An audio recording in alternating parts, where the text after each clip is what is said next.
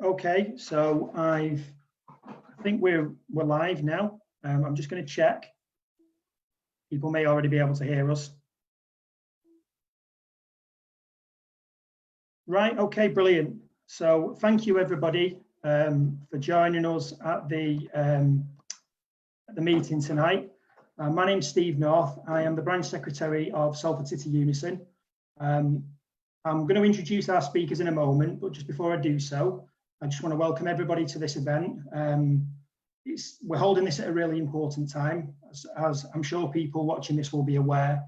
The government has announced plans for the extension of school opening this coming Monday on the 1st of June. And the purpose of this rally really is to explain why so many of us are concerned about these intentions. So there's a national dimension to this in terms of what we're hoping the government will see sense on in the next few days, as soon as possible, ideally.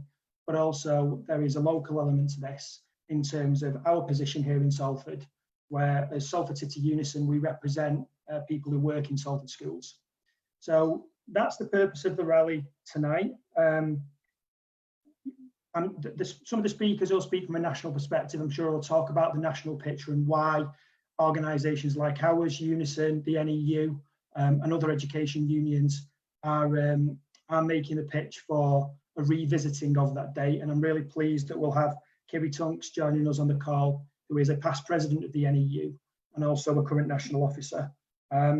We've also got Rebecca Long Bailey, who, as well as being one of our own MPs in Salford and Eccles, is also the Shadow Secretary of State for Education. I'm really pleased to have my own colleague Diane join us on the call, who is our Assistant Branch Secretary but leads on schools for Salford City UNISON.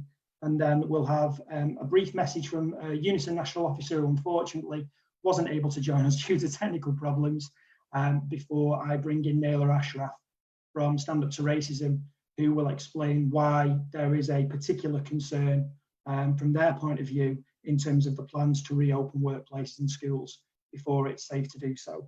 So without further ado, I'm going to hand over to our first speaker, and that will be, as I say, our Assistant Branch Secretary, Diane, who's been working really hard in Salford to support our members in Salford schools, but also putting forward the perspective of parents as well, and other people within the city. So Diane, if you want to unmute yourself, I will hand it over to you now. Hello everyone. We are all here this evening to talk about one thing and one thing only, and that would be, should schools in Salford extend their intake of children and staff from the 1st of June? And that's in 5 days' time. And I'm guessing, like me, you believe it is too soon. With all the goodwill in the world, and regardless of how high I credit our Salford Ed teachers and leadership teams, the risk in opening up our schools wider to more children and staff is too high at this time. We are fully in support of opening up the school to more pupils beyond those in the key worker vulnerable groups, but only when it is truly safe to do so. We respectfully acknowledge all the hard work that the leadership teams have poured into the planning for the potential extension of provision, but we as a union feel that there are just far too many risks that cannot be overcome because they are simply out of the school's control. It is by no means my aim to be a proverbial thorn in any ed teacher's side at this time. I simply feel I have to stay true to myself and be guided by my own moral compass on this issue. We all want to see more children back in the classroom where they belong. We all want to know they are happy and glad to see their friends again, playing in the sandpit, having a game of football, singing and dancing together. But we know it's not going to be it's just not going to be like that, because it can't be. And why can't it be? Because it isn't safe to do so. Young children are to be placed in bubbles, not understanding why they can't run over and play with their best friend. So whilst the government are saying they are concerned around the potential psychological damage to children from being at home, how can they not see the potential psychological damage and effect it's going to have on young children when they cannot comprehend the current layout of our primary schools? where they are going to be constantly reminded that they need to wash their hands, constantly being told that they need to stay exactly where they are because it isn't safe to move out of the bubble. And no, you can't go and see your best friend, Frankie, because he's in another bubble. Really? Do we really believe this is going to work? Do schools believe this is going to work? When them younger ones, especially, when they go back. And who will be supervising this creation? That looks like something out of a dystopian novel. Our members, that's who. Can you imagine the intense pressure they will be under every minute of the day? That responsibility is just too great by anybody's standards if they reopen wider. I know what our school support staff are like. They are emotionally tied to these children. Their natural instinct will be to keep those children safe. They are devoted to the children and the school, but at the same time, they are scared and concerned for their own safety. So it beggars belief how it is deemed to be safe enough for schools to open their school doors to more children at this time, whilst everyone feels so vulnerable. Throughout the pandemic, the government science has been wrong many times. For example, the awful death toll in care homes, the safety of the children, parents and staff are being put on the line under very unclear circumstances. What if the science that reopening of schools is based on is again flawed? The reopening of schools cannot be put in this government's hands. Sometimes in life, decisions have to be made based on common sense, and this is one of those times right now. So I say to our LA and our head teachers, don't say yes to the wider opening of our schools. Keep them as they are for the vulnerable, the key worker children. Delay the opening of schools. Continue with online learning this academic year. Wait at least until there has been no infections for at least 28 days in a row to start schools again. Thank you. Thank you, Diane. That was brilliant. I really appreciate you giving that perspective. And I know Diane's been working incredibly hard, and she is within our branch the person who talks to our members in schools and our reps in school. And before I bring Kiri in to speak, just sticking with Salford for a second, we just want to make a really important point, and it's something that Diane picked up on. Schools have been open right throughout this lockdown. They've been open for the children for vulnerable children and the children of key workers. And to be absolutely clear, as a trade union, UNISON believes that's right. And we have members working not only in schools, but right across services within the local authority and beyond that are dedicated to making sure that vulnerable children particularly are being looked after. So we want to see those children in school. We don't believe actually that their best interests are served by the wider extension of opening to other children. The priority should be, if there are currently vulnerable children who are not attending school, then they need to be coming into school rather than focusing on arbitrary age groups like reception, year 1 and year 6, as determined by the government. And we've been very clear in that line when we've said that to Salford Council, and that's the responsible approach that we're taking. What I'm going to do in the comments section for those who are listening, while Kiri is speaking in a moment, I'll introduce her properly before she does again. I'm going to copy a link to the local petition that we've set up that is calling on our own local authority in Salford to recognise this and to take a step that other local authorities have done. Bury, Durham, even Lancashire have come out today and said that they would prefer to see that 1st of June date put back so that this can be done properly and can be done safely, particularly because of the lack of progress over contact tracing, which I'm sure other speakers will come on to. So I will stick that link in to the comment section, and if people can sign that, can share it, that would be very much appreciated. So as I say, I'll now bring in our next speaker. We're really pleased was able to join us at very short notice, actually. So thank you for that, Kiri. And that's Kiri Tunks, who is a past president of the NEU. And who's also a national officer for that union, the National Education Union. So thank you, Kiri. Over to you. Thanks very much, and thank you for inviting us. I can't tell you how important this solidarity is between unions. We've had great solidarity from UNISON and other unions, and that really means a lot to our members, because we feel like we're a bit in the firing line at the moment, and I know many of your members work in schools, so you know, this kind of alliance is so important. I suppose what we would want to get the message out is that we want the decision about opening schools, reopening or wider opening of schools, to be based on data and science, not dates. These dates that are coming out of the government office, they're arbitrary. They've not come up with those in consultation with any of the unions at all. They're just picking them out of the hat, and the choices, the decisions they're making about which years they bring in are much more to do about the economy and getting people back to work and having schools provide childcare than they are for any kind of you know, supposed concern about the vulnerability of young people. If this government was concerned about the vulnerability of our young people, it wouldn't have been subjecting so many of them to poverty and austerity for the last 10 years. So we find all that, this kind of claim to be concerned about vulnerable and disadvantaged children a bit rich, to be honest. But anyway, we do want the decision to be made on data. We have 5 tests, which you've referred to already, and I can put a link into those. But those 5 tests are really about making sure that when schools open, they are as safe as they can be. We understand we can't have 100% safety, but they do need to be as safe as they possibly can be.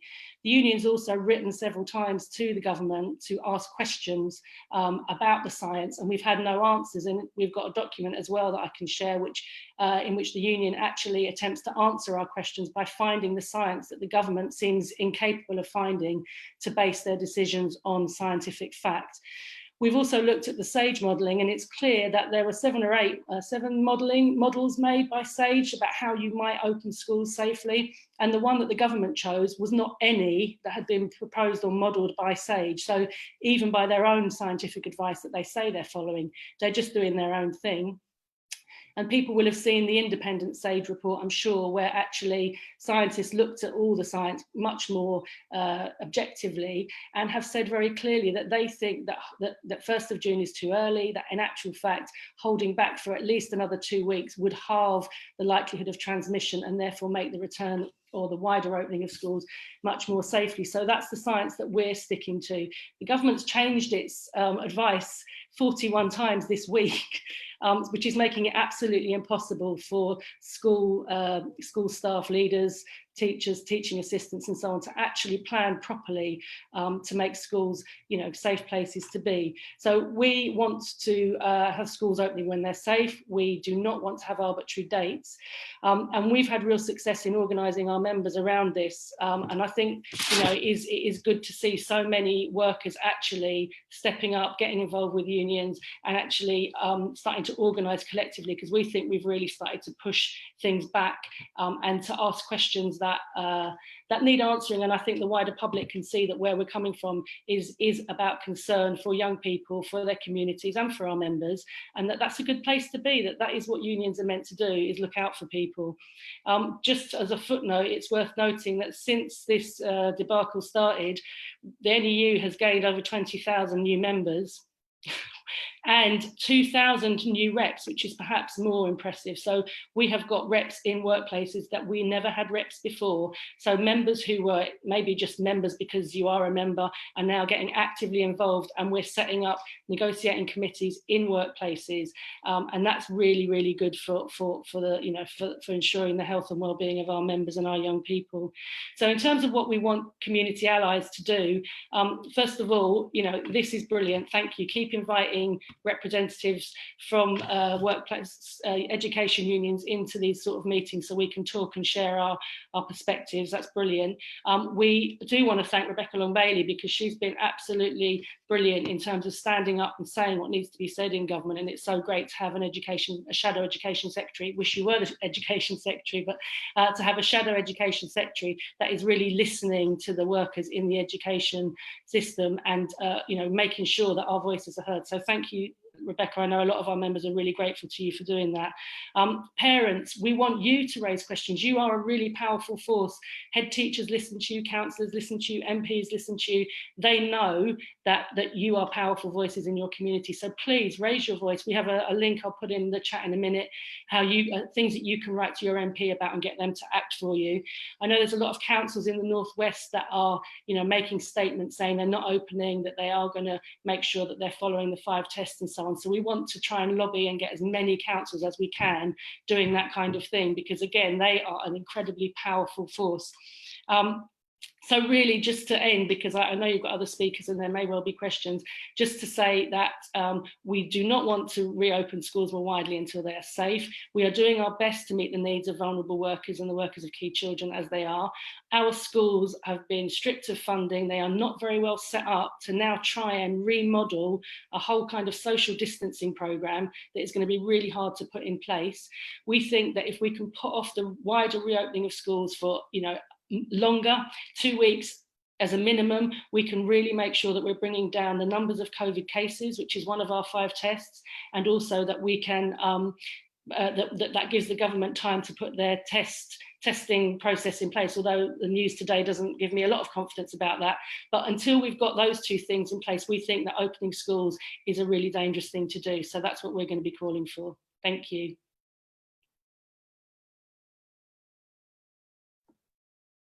Thanks, Kiri. Really appreciate you joining us. And it's the approach that's been taken by the NEU has been absolutely fantastic, and it's good to see the education unions working together on this, given how important it is. And I believe that there's a meeting tomorrow where further pressure and further representations will be made to the government. And I'd echo your call, actually, and it's one of the the principal reasons why we set this up is we want to see more local authorities.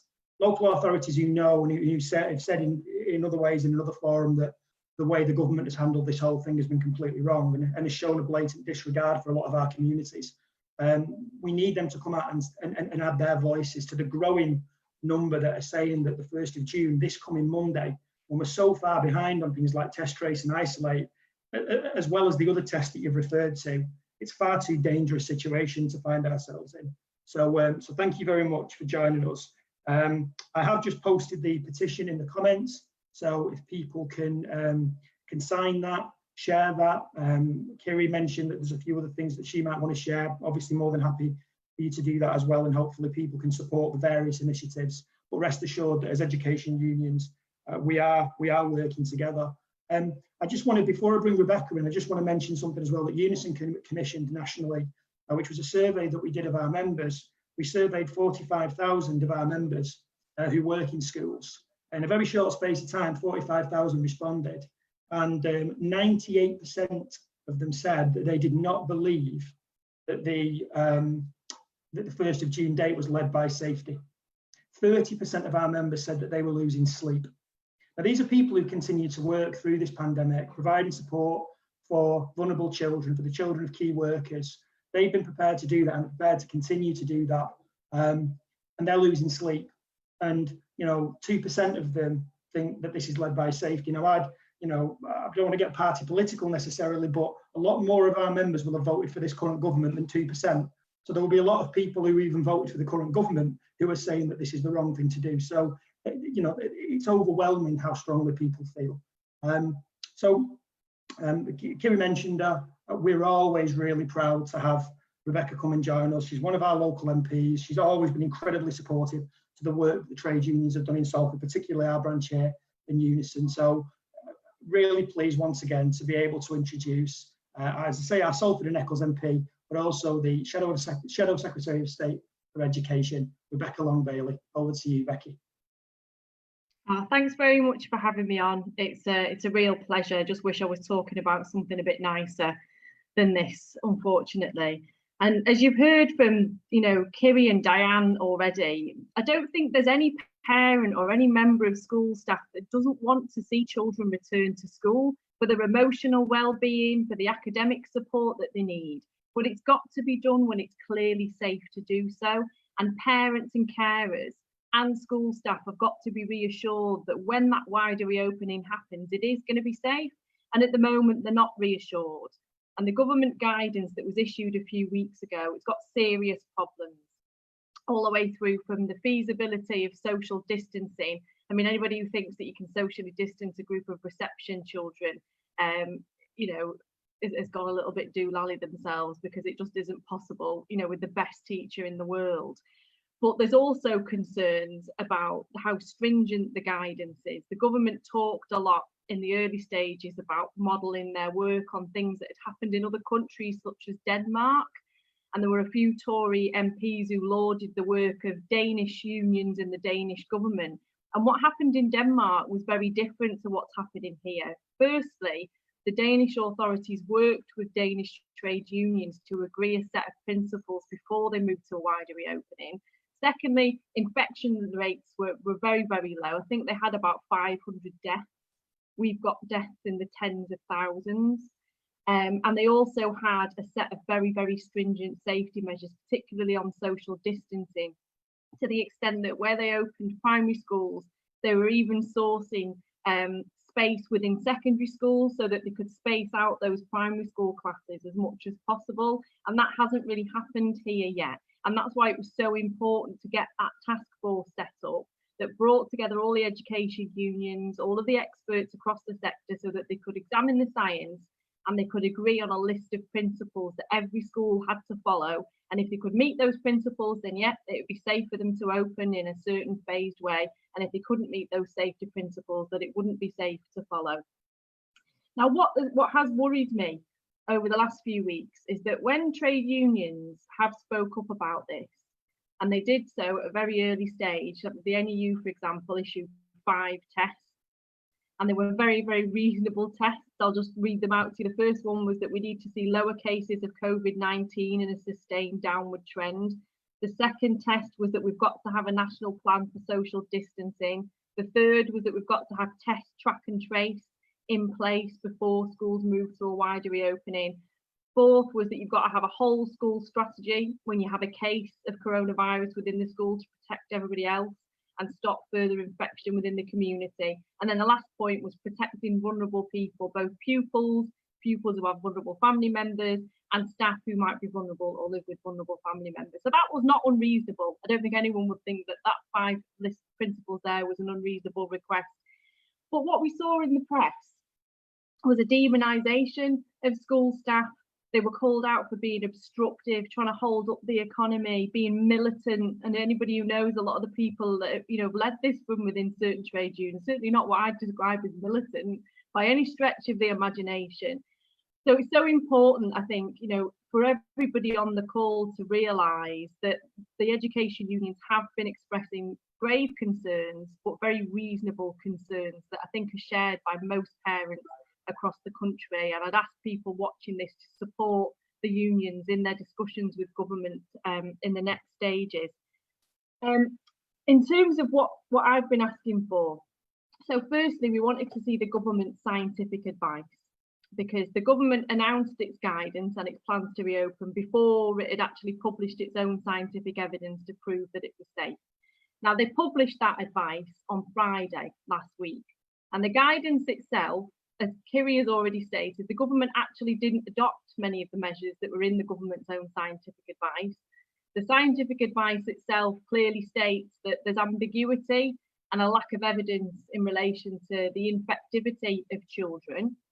And it also very clearly stated within there that you needed to have a robust testing system in place, and that you also needed to make sure that before you move to a wider reopening, you'd got the support of parents and school staff so that you could take people on that journey, so that when children went back into school, they felt safe. They weren't going into a negative environment where the poor children were feeling that they were at risk and that they shouldn't be there. And none of that has happened so far. You've got the independent scientific advice that Kiri's talked about, the independent SAGE group that has said very clearly that they think that the 1st of June is far too early. And they've asked for 2 things to be in place: test, track and trace, and also lower levels of infection.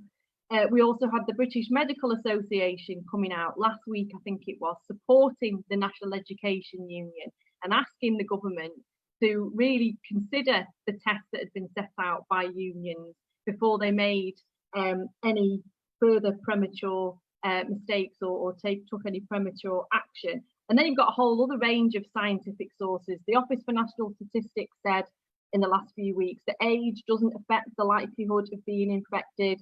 You had the Department for Education chief scientist being interviewed at a select committee, and he said that children could act as vectors for transmission. So it's very, very worrying, and nobody wants to see the hard work of the last few months when we've all been seeing, been without our families. It's been difficult for most people, particularly if you're living in conditions where it's not been great for your kids to be learning at home. But we've done it because we want to keep each other safe, and no one wants to undo that hard work by taking action now that could take us a few steps back and lead us to increasing the infection rate overall. So it's so important to really examine that scientific advice. And that has been happening over the last few days, but certainly I think, you know, the government needs to work with trade unions and other scientific experts on this as quickly as possible. The second element that I'd been asking for was test, track and trace, because I think it's so important so that if we find cases within our community, we can identify them quickly, identify the people that they may have been in contact with, and try and protect the wider community as best we can from a spread or an increase in the infection rate in that particular area. Now, the government has this evening, we had Matt Hancock on the television confirming that test, track and trace apparently is going to be up and running tomorrow. Now, I'll wait and see what happens with that, because a lot of the government's promises so far really haven't come to fruition, so we'll have to see what happens. But in any event, I would want to see that it was fully operational and working adequately before we move to a wider reopening of schools, not have a promise of test, track and trace and it not be fully up and running by Monday, and let's just see how it goes, because that wouldn't be good enough. So it's so important to have that working. Another point to make on that issue is that the government, I think, they've managed to get, I think, is it 25,000 test, track and traces at the minute.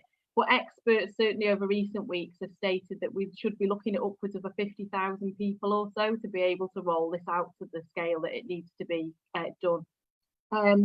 The third point that I mentioned is that we also need to see clearly from government that the last 2 weeks in relaxing lockdown hasn't shown a spike in infection rates. And we haven't seen any evidence to suggest that so far. Now, the government will be making an announcement tomorrow in relation to its scientific evidence and the wider reopening of schools. And I would hope that this evidence would be provided then, but certainly it's something that needs to be considered. And then fourthly, as I mentioned at the start, it was to set up a task force before we even think about setting a date for reopening schools, so that we can have national guidelines that every school needs to apply, where they're clear about the risk assessments that need to be carried out, and they're giving clear guidance on what to do if they can't meet certain elements of that risk assessment. And at the moment, we're in a situation where at the weekend, Boris Johnson essentially seemed to wash his hands of the situation and left the decision up to parents if they wanted to send their children to school, but they wouldn't be fined if they didn't want to, and schools themselves who had to carry out risk assessments. And as we know, many head teachers and school staff are at the stage now where they're tearing their hair out because they want to reopen schools, they want to do it safely, they're looking at the tests that have been set by government and finding them to be deficient, they're looking at the tests that have been set by their own trade unions and trying to manage things as safely as they possibly can. But in absence of that assurance from government, it's just not good enough. And I don't think it's right to expect schools or local authorities to shoulder the responsibility of this when the government hasn't taken the initiative to ensure that it's got a clear set of guidelines that they know would assure safety in every single school. So that has to happen very, very quickly. And I hope that tomorrow, when the government meets trade unions, they'll set up that task force and they'll start working through the key principles that need to be met to protect people as best we can. I think in terms of the date itself, I think I've been clear, and I think everyone on this call agrees with me. It's not about setting an arbitrary date. It's about making sure we meet a set of principles that ensure safety. And it's only when we meet those tests and those principles that we can move to a wider reopening of schools. And that might mean some schools open before others. I also think it's important to take into account local issues, in particular, you know, the infection rates that might be prevalent in a particular area. Of course, there needs to be flexibility, but there needs to be that national guidance and criteria that must be applied overall. And it needs to be assessed, and there needs to be a clear process for risk assessment, so that it doesn't just fall on the shoulders of, you know, the odd poor head teacher who has to make a moral decision about whether they think they should open the school or not. There's also a wider issue, before I finish my contribution, about what levels of support need to be put in place when schools do really move to a wider reopening, because the Tories have used the argument of the disadvantage gap, the attainment gap, as a reason to get children back into school. And it is true that whilst we've been on lockdown, a lot of children won't have been learning in the same way that they will have done in schools. But it's also true that the attainment gap and the disadvantage gap was there before lockdown began. It was entrenched when that child was born, dependent on their economic background, dependent on which area they lived in. And that's something that if the government was serious about, if they really wanted to tackle the disadvantage gap, then they'd start investing in those schools and the support that those children needed, as well as the economic situation that those children's families are in as well, so that they're not going back to homes that are damp, where they can't learn, where they're under an incredible amount of stress. So there's an issue of resource for schools. The government will need to provide additional funding so that teachers can assist with academic support, but also provide mental health and emotional support within schools. There's also an issue of teacher time, and I think suspending Ofsted, getting rid of the baseline assessment in primary schools, for example, and freeing up that teacher time so that they can provide support to pupils instead of focusing on a lot of these accountability measures that really didn't drive up improvement within schools, would be a really good thing. And I also think tackling issues such as the digital attainment gap and digital provision gap, I should say, is a key thing, because we all, I mean, Diane mentioned this about the online learning at the start, and that's really important, but it's not great if you're a child and you don't even have access to a laptop. We've got many families who haven't got access to the internet at all. You've got 4 and 5 kids fighting over their mum's mobile phone, and that's when the mum's lucky enough to have a mobile phone that can get access to the internet. And over 1 million children just don't have access to a digital device at all. So if anything comes out of this crisis, it's an understanding that every single child in the country should have access to a laptop so that they can learn from home, and they should be able to connect to the internet. Because if we ever see a second spike in this and we have to go back into lockdown again, then the only way to ensure that children can learn at home is to make sure that they've got the resources that they need. So I've been going on for ages there. Thanks very much. No problem at all, Becky. Yeah, I just wish you were delivering that speech as the Secretary of State for Education rather than the Shadow Secretary. I'm sure that'll happen one day. But we really appreciate it, again, the support that you provide. You know, you're always willing to do that, and it is appreciated by our branch and by other workers, not only in Salford and beyond. So thank you. And I just want to pick up just on a couple of things before I read a statement from one of our own national officers who wasn't able to join us today because of technology. Which I'll come on to, Chris Fabby from UNISON. Well, first of all, just on a couple of things that were mentioned there. I started my working life in Salford in Shore Start. My first full-time job was for Salford Council, working in Shore Start. And I was incredibly proud to work in that service, and I saw what it was able to do for the lives of children and families within Salford. As far as I'm concerned, it's the single biggest achievement of that government, that Labour government of that time. And for the party that has systematically dismantled Shore Start through cuts to local government funding for the last decade, to now turn around and pretend that they care about vulnerable children is quite frankly sickening. So yeah, it beggars belief to know what else to say about that, really. And then just another thing as well in terms of where responsibility for this sits. And you're absolutely right. The government is not taking responsibility here. It's essentially farming out its responsibility. And I believe if things do go wrong, when they go wrong, it will say, well, you know, the guidance was aspirational. They used various kind of words. You can imagine it will be the latest use of loopholes, as we've seen loopholes being used quite extensively over the last few days. And I think that's why it's really important, and we feel it's really important as unions, that in the absence of government taking leadership on this, local authorities shouldn't fall into that trap. And, you know, we're seeing an increased number of local authorities that are saying, you know what, actually, 1st of June is not safe. This should be led by data. It shouldn't be led by an arbitrary date. And I appreciate that a local authority has to provide certainty is probably the wrong word, but some information for people within its given area about when schools are likely to extend opening. And so I can understand why some councils have said, we're going to put it back a couple of weeks and then look at it. And even a step like that would allow us to do the work that we're doing on the ground in terms of the risk assessments. And it would also give us an opportunity to put further pressure on the government to make sure things are up and running, so that when we can get children back in school, we can do so safely. Because as the father of a 5-year-old boy who is technically eligible to go back to school on Monday, he's in reception class, and I know he would really benefit from being back in school in some respects, but I also know that the things that he really benefits from at most at his age in terms of the social interaction with his friends, he's not going to be able to do properly anyway. It'll be a very strange environment for him to be in, not only unsafe and potentially the risk to his physical health and the physical health of the wider family, but also his social well-being. He's going to see his best friend who he's not seen for 8 weeks. They're not going to be able to go near each other potentially, or if they are, it's going to be in a very controlled and sterile kind of way. And I think that, you know, that as parents, those are the things we can see, and those are the concerns that we've got. So yeah, but thank you again for everything that you've said and the support that you continue to give to the unions. I am going to read a statement out from Chris now from UNISON. It's not a long statement before I bring Nahella in to talk about a particularly crucial aspect of this and one of the significant reasons why we are concerned. So this is from Chris Fabby, who's a National Officer for Schools at UNISON.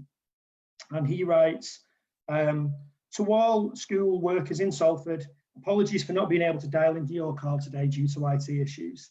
Thank you for all you've been doing to keep schools and early years provision open for the children of key workers and vulnerable children. The role of school and early years staff has been vital in the fight against the pandemic. Please be assured, UNISON are working hard right now with the other TUC education unions to protect pupils and staff by continuing to campaign for schools and nurseries to only open for more pupils when it is safe to do so. An increasing number of LAs and trusts, local authorities, councils and trusts have announced that due to the government's failure to roll out a comprehensive test, trace and isolate system, they will not be in a position to safely increase numbers on the 1st of June. We applaud these employers for putting pupil and staff safety first. We still hope that the government will see sense and change course. UNISON and the other TUC education unions have a meeting with the Secretary of State for Education tomorrow, and we will continue to put the case for a change in course. Following the PM speech tomorrow night, an email will go out to all UNISON school members with clear advice. Be assured your union will do everything it can to protect you and your pupils and communities. Safety and lives must come first. So thank you for that statement, Chris, and I think that echoes how we feel locally and obviously the work mentioned there with the other education unions as well. So the last speaker we're going to have tonight, but by no means least, is Nahella Ashraf from Stand Up to Racism.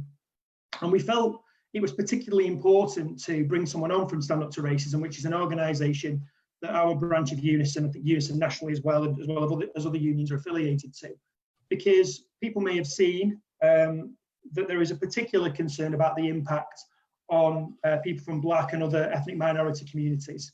And that is of direct importance to this issue. So I won't say any more because I wouldn't do half as good a job. I'll hand it over to Nahella and she will, I'm sure, explain the concerns from that perspective. So over to you, Nahella. Thank you. Thanks very much, and thanks to Salford UNISON for organising this evening's meeting. I think it's so important that we brought people together to discuss this really important issue. And I just want to start by saying just how appalling it is that in the 21st century, we have a situation whereby Black people are 4 times more likely to die of a virus than their white counterparts. And it really does smack of an unequal society. Some people are trying to say that is because it's a direct result of our genes or something to do with our culture, as if we're too stupid to understand social isolating. But let's be very clear about what the problem is here and where the blame lies. This is about racism. It's about a society where institutionalized racism is rife and results in Black people being poorer, which means we're more likely to have underlying health conditions. So that if we do if we do get the virus, we're more likely to end up in ICU or to die from the virus. It's this poverty that also means we're more likely to be living in overcrowded accommodation, which makes it harder for us to isolate. Some of the most deprived areas of the country has fewer green spaces. And let's face it, most of us aren't lucky enough to break the lockdown rules to travel to our weekend home to recover, unlike the Prime Minister did, or to travel to our parents' home 264 miles away. In reality, our Black men are the ones getting stopped, questioned and arrested for delivering much needed supplies to their vulnerable relatives or neighbours, Or in some cases, really extreme cases, we've seen the situation where it's our Black men are being tasered while carrying their terrified child in their hands. Another reason why we're seeing more deaths of Black people is that they're the backbone of the NHS. And it's interesting, isn't it? Because the standard to racism, we have for so long been saying that migrants make our NHS. Well, it couldn't be more clearer than what we're seeing right now. And if we're not working on the front line of the NHS, whether care workers, whether support workers in school, like someone has already said, we're working in supermarkets and other key roles, where basically the low-paid migrant workers this government goes on about when they talk about low-skilled workers they don't want in this country. This is why Stand Up to Racism is demanding an independent inquiry, not the usual whitewash we get from the Tories who run an inquiry headed up by their mates. Let's be very clear on this. We want a public inquiry, an independent public inquiry that is headed up by a judge, which, you know, along the idea of what we had with the Macpherson report, which has a really broad scope that doesn't just look at very narrow parameters that we have already with the inquiry that's already been announced. And I just want to say this, as I want to be very clear on this as well. As a Muslim woman, I don't want and I don't trust any inquiry involving Trevor Phillips or his company. And let's also say this as well about this inquiry that's been, it's actually not an inquiry, it's actually a review. It's not actually a public inquiry. And what we want is a public inquiry that actually looks at why we're seeing the disproportionate death of Black people. And we've also put out a statement, and it's been circulated. We're asking people to put their names to that statement and support it. It's being headed up by Diane Abbott. And I think it's really important that we have that inquiry now, not in the future, but now, because actually people's lives depend on it. And I want to also say that with regards to undocumented people living in Britain today, there are a whole host of people that are too scared to come forward and receive treatment because they're undocumented. And we really believe that this government needs to give those people full citizenship. It's an absolute disgrace that up until not so long ago, probably last week, there were migrant NHS workers who were putting their lives at risk to save other people's lives while having to pay an additional health surcharge.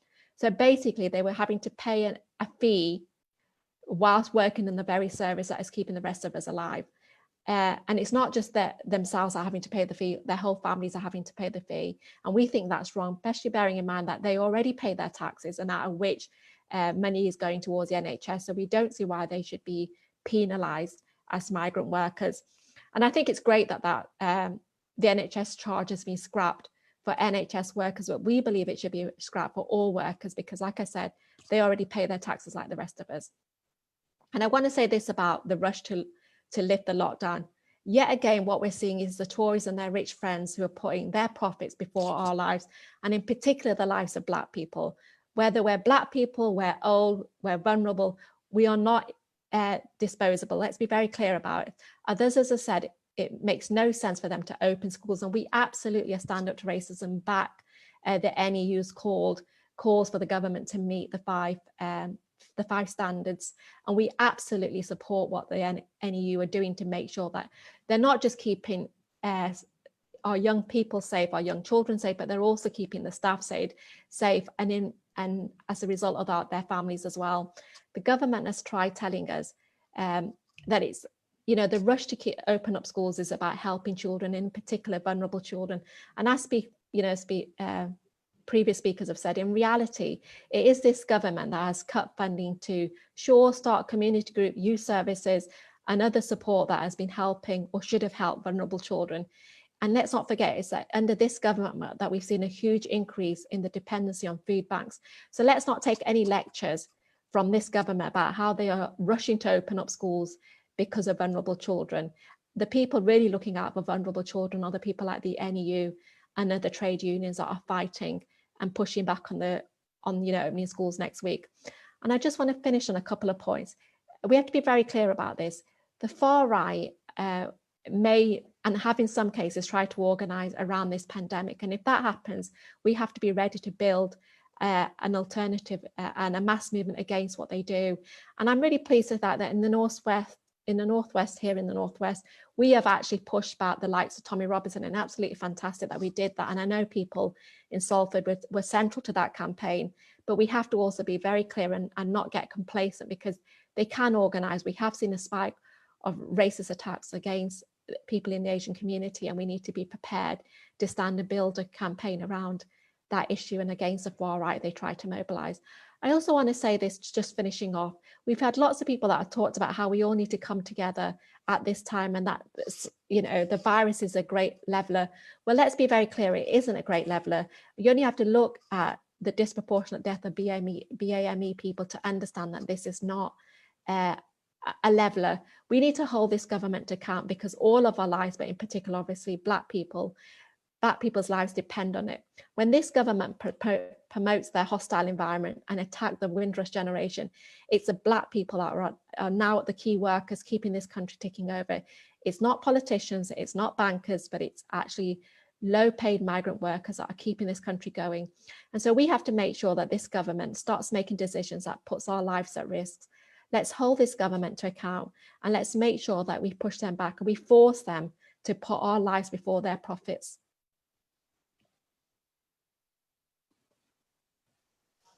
Thank you very much, Nahella. Some really powerful, comments there, and just to say, because you know, within Salford UNISON, and know within the other education unions locally, we have Black members. Black is the term we use as UNISON. I'm not sure whether the other trade unions use the same term. I think they do. We use that term for a political reason, as well as to describe a group of people. And we have Black members within our branch. We have Black members working in schools, and we are doing everything we can through the local risk assessment mechanisms to try and make things as safe as possible. But I think we've got to make the point, if we're honest, that there are only so many things that you can risk assess and deal with locally. And this is the thing. I mean, just to say that, you know, the response from our own council here in Salford, we're not saying it's been a terrible response to the reopening of schools, or in other regards, to be honest, they've worked quite well with us as trade unions. Risk assessments are taking place in every school in the city. You know, the unions have got an involvement in that. Those risk assessments are being shared with the local authority. They are picking up on issues like the potential impact on Black and minority ethnic workers. But the problem is that you can only risk assess what you can control, and we cannot control aspects of this. There are aspects to the reopening of schools that are beyond the control of even the best head teacher in the world, the best local authority in the world, the best board of governors in the world, and the best trade union branch in the world. And I wouldn't describe us as that, although we do try our best. There are things that are beyond our control. There are things that the government should have put in place nationally, should have in place by now, and that we're not prepared to see our workers, our children. As I said before, I am a parent as well as somebody who represents school workers. We're not prepared to see our communities put at risk by a government that is not prepared to do what it takes to protect people, and we'll continue to push that. So I'm going to draw the meeting to a close now. I'll remind people of the petition. This is really important that people sign this. It isn't a petition attacking Salford Council. We have a good relationship with the council. It's a petition to show the strength of feeling to Salford Council, to say, look, you know, we need, in the absence of the government stepping up, and I hope the government can be forced to step up, and I send best wishes and solidarity to our colleagues from all the education unions and people like Rebecca, who are at a national level pushing the government as hard as they can to get them to see sense. But to some degree, we in Salford can control what we can control. And what we'd really like to see is our local authority, our mayor, with a good relationship with, who stood with us on some vital campaigns like our nurseries campaign, which was just fantastic. And I know we've got some nursery workers watching this tonight. But we can do that again, but we need to stand together, and I'm hoping that we can show that the strength of feeling that exists within the community will make that happen. So the link to the petition is in the comments. I will post it again on our Salford City UNISON Facebook page. Please keep an eye on that. It's a public page, anyone can like it. If you've not liked it already, feel free. We will post updates, as I know the other unions will, for their members. We'll continue to do everything we can. I mentioned that Chris, in his statement, Chris from UNISON, one of our national officers, said before that after the meeting with the government tomorrow and after Boris's announcement at 5 p.m, an email will go out to all our school members giving them advice, and I know the other unions will be doing the same for their members. We will continue to work as hard as we can right up until the 1st of June and beyond to protect our members and to protect the people that we know our members care about more than anybody. And that's the people that they devote their lives to working with. That's those children, that's those young people, that's those families. So we will support you to do the great job that you guys do. Thank you for joining us tonight. We really appreciate you taking the time. And thank you particularly to our speakers. It's very much appreciated. I know you're all incredibly busy people, and there's a lot happening, so we do appreciate you giving up the time. So I'm gonna take this off Facebook Live now, and if people on the Zoom call can just stay on for a couple of minutes, that'd be really appreciated. Or I'll get it wrong and you'll all go away. But in which case, have a good evening, everybody. Take care.